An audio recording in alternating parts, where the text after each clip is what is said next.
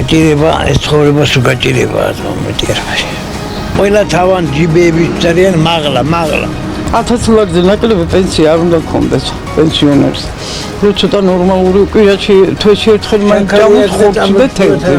გაძვირებული ცხოვრება და ათასობით უმუშევარი ადამიანი არის თუ არა საქართველოში ეკონომიკური კრიზისი, რა პასუხი აქვს ხელისუფლებას იმ ადამიანებისთვის, რომლებიც გაჭირვებას ვეღარ უმკლავდებიან.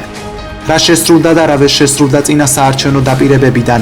აი ახლა ბიძინა ივანიშვილი ჩადებს მილიარდ სოფლის მეურნეობის აღორძინებაში. თითო სოფელს საქართველოში ერგება 5 მილიონი. იქნება ნულოვანი კრედიტები, მრავალწლიანი, იმის და მიხედვით ხორბალს თესავ, ვაზი მოკავს თუ გაუსაძლისი პირობები კომბინატის დასახლებაში არსებულ საერთო საცხოვრისში. რას ფიქრობს ხალხი და რას პასუხობს ხელისუფლება? ყველა კითხვა, ყველა პასუხი 4 შაბათს 20 საათზე. აქტუალური თემა ოთო მღებრიშვილთან ერთად.